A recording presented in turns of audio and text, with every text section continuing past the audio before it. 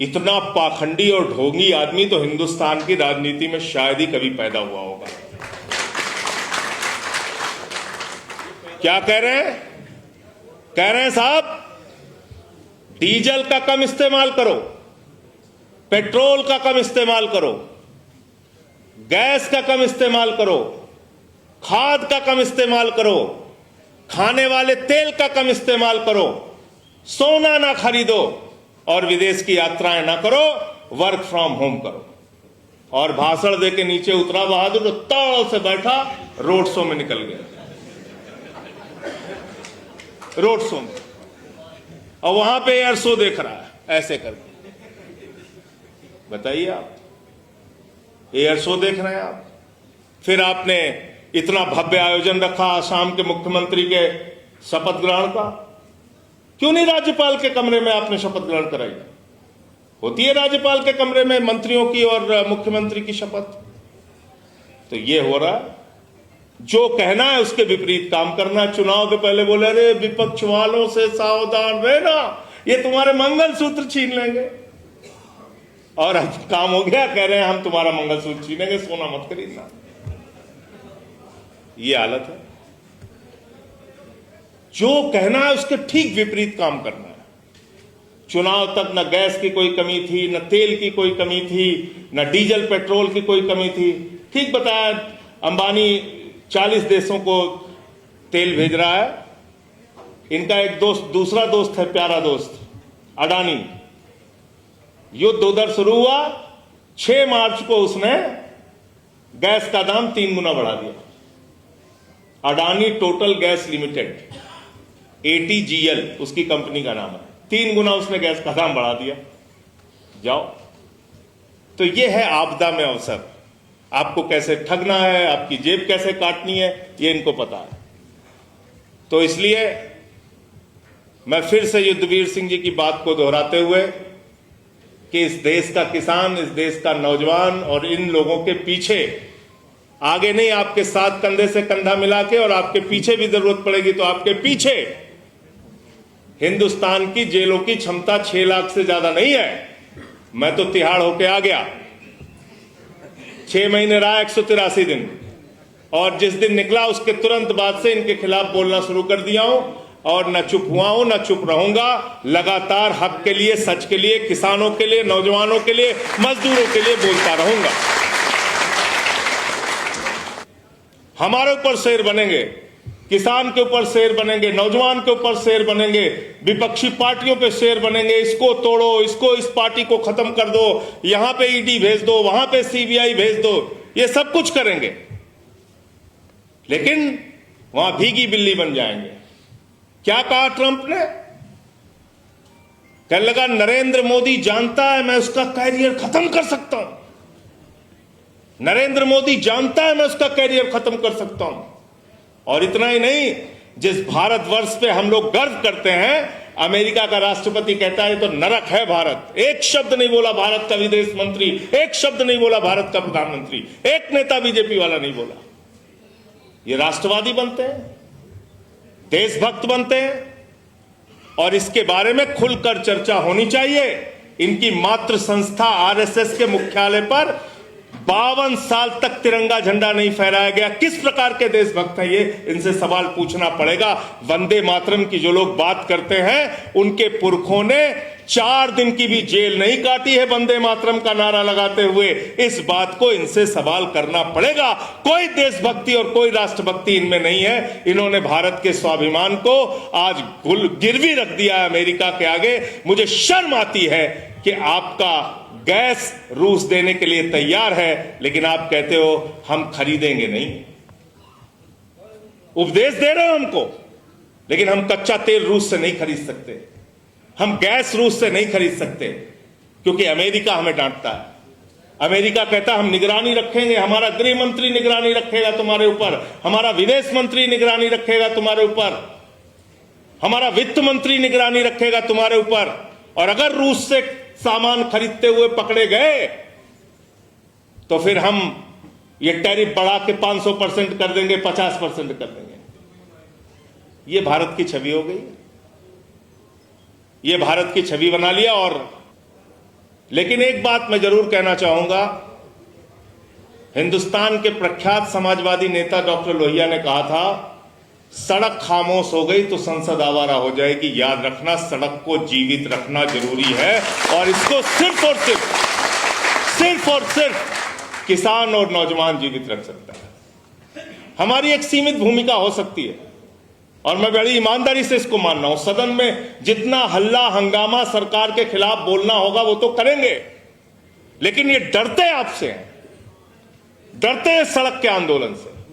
जब आपने 1 साल तक तय किया कि हम घर नहीं जाएंगे, यहीं खाना पकाएंगे, यहीं रात में सोएंगे, यहीं आंदोलन करेंगे, यहीं पे नारे लगाएंगे, 750 किसानों ने अपनी शहादत दी, सड़कों पे कील गाड़ी गई, आपके साथ ऐसा व्यवहार किया गया, आप चीन के दुश्मन हो, पाकिस्तान के दुश्मन हो, आपको खालिस्तानी कहा गया, आपको पाकिस्तानी कहा गया, आपको इस तरीके से आपके साथ सरकार ने व्यवहार किया, आप झुके नहीं तो 1 साल के बाद नरेंद्र मोदी को मजबूर होकर वो कानून वापस लेना पड़ा।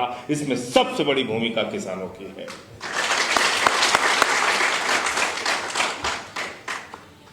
बाकी हमारा आंदोलन, सड़क का आंदोलन और सदन का आंदोलन दोनों साथ साथ चलना चाहिए, मैं इससे इनकार नहीं करता। अभी और भी चुनौतियां आने वाली हैं जिसका जिक्र सुधाकर सिंह जी ने किया, भारत और अमेरिका की ट्रेड डील का। और आप भी जानते हैं अच्छी तरीके से, ये किसी नरेंद्र मोदी जी की कृपा से नहीं रुका हुआ है, ये अमेरिका के सुप्रीम कोर्ट की वजह से रुका हुआ है। जिस दिन वहां का सुप्रीम कोर्ट ढीला पड़ जाएगा, एक डांट में साइन करने चले जाएंगे मोदी जी, एक डांट में जाएंगे। 100 बार बोल चुका, धमका के ऑपरेशन सिंदूर बंद कराया, मोदी जी के मुंह से आवाज नहीं निकलती। जब आप फैसला करोगे, आपके आंदोलन में आपका साथी बनके, भाई बनके, जेल जितनी भरने की जरूरत होगी, जो हमारी भी क्षमता है, आपके साथ लग के भरेंगे जेल। महेंद्र सिंह टिकैत जी के आंदोलनों का जिक्र यहां पर हो रहा था। हम लोग जब राजनीति में आए तो मैं रेडी वालों के लिए काम करता था। जो रेडी पे दुकान लगाने वाले लोग होते थे, रेडी पे, पटरी पे गुमटी लगाने वाले, ठेला लगाने वाले दुकानदार जो होते थे, उनकी लड़ाई लड़ता था। और उनको पुलिस वाले रोज डंडे मार के हटाते थे, पैसे लेते थे। तो हमने कहा इनकी लड़ाई में तो कठिनाई आ रही है, कैसे किया जाए। तो कम्युनिस्ट पार्टी का जो मजदूर संगठन था, किसान यूनियन का जो संगठन था, उन लोगों के साथ एक मोर्चा हमने लोकल लेवल पे बनाया। और आपके उस समय अध्यक्ष हुआ करते थे हृदय राम वर्मा जी, इन्होंने अब अलग किसान यूनियन बना लिया अपना, लेकिन तब वो जिला अध्यक्ष थे भारतीय किसान यूनियन टिकैत गुट के। मेरी पहली गिरफ्तारी हुई, वहां पे एक नौजवान ने, उसका लोन पूरा नहीं कर पा रहा था, डीएम को उसने लिख के दिया कि अगर मेरा लोन माफ नहीं किया गया तो मैं इस तारीख को आत्मदाह कर लूंगा, और उसने आत्मदाह कर लिया, उसकी जान चली गई। मैंने उसके विरोध में उनका पुतला फूका, मेरी गिरफ्तारी हो गई। ये मेरे ख्याल से 97-98 की बात होगी। और तब उस वक्त एक बड़ा आंदोलन हुआ सुल्तानपुर जिले में, हमारे छोटे से शहर में, जिसमें आदरणीय रघु ठाकुर जी भी आए थे। और हृदय राम वर्मा ने वहां मंच से कहा था, अगर संजय सिंह को 24 घंटे में रिहा नहीं किया गया तो कलेक्ट्रेट को ट्रैक्टर से खुदवा दूंगा। और दूसरे दिन शाम को डीएम ने मुझे रिहा करके बाहर कर दिया। ये उस समय किसान यूनियन की ताकत थी। कभी चीजों को भूलना नहीं चाहिए। बिल्कुल आपने ठीक कहा, जेल जाने से अब हम लोग डरने लगे हैं। लेकिन जब मैं जेल गया इस सरकार के जुल्म और अत्याचार को सहते हुए, मुझे पकड़ के जेल में डाला गया, तो दूसरे दिन सबसे पहले पहुंचने वालों में राकेश सिंह टिकैत जी थे।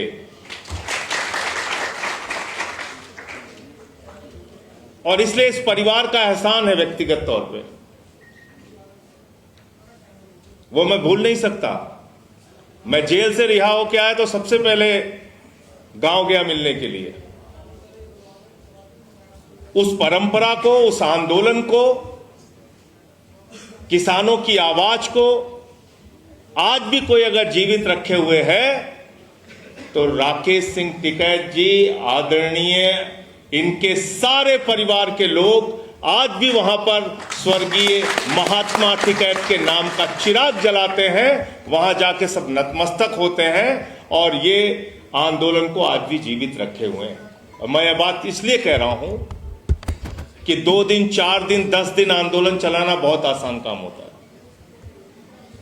लेकिन जिस तरह से 1 साल तक हिंदुस्तान की सड़कों पे आंदोलन चला, मुझे याद है, दीपेंद्र सिंह हुड्डा जी को भी याद होगा, हम दोनों लोग सांसद थे राज्यसभा में, जब ये काला कानून आया तो मैंने टेबल पे चढ़ के और माइक जो था उसको तीन का तीनों माइक जो हमारे डिप्टी स्पीकर साहब के सामने था उसको पकड़ के ऐसे हाथ मारा, टूट गया तीनों स्पीकर उनका।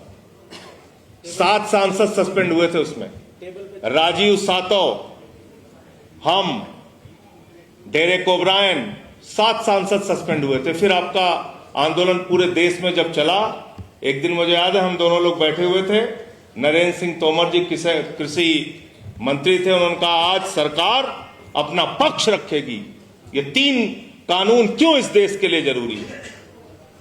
लंच का टाइम था, ये शायद भूल गए और इसीलिए मैं कह रहा था कि अभी मैं याद दिलाऊंगा इनको। तो हमसे कहने लगे संजय भाई आज कुछ होना चाहिए, हमने कहा बिल्कुल होना चाहिए।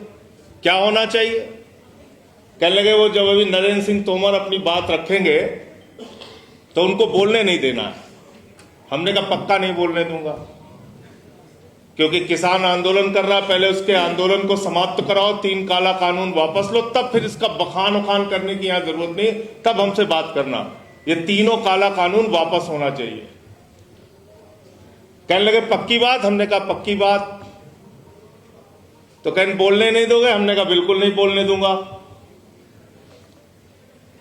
तो चलते समय मैंने इनसे कहा कि जाटो वाली बात कर रहे हैं ना? बोले हाँ जाटो वाली बात कर रहा हूं।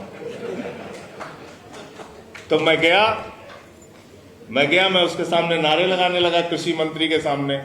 नहीं सुने, मैं टेबल पे चढ़ गया, तब तक ये देखे आए, हम दोनों लोग टेबल पे चढ़ गए। फिर उसके बाद तो जो सदन के अंदर हुआ वो एक इतिहास है, आज भी दर्ज है, और उनका भाषण नहीं हो पाया, सदन स्थगित हुआ।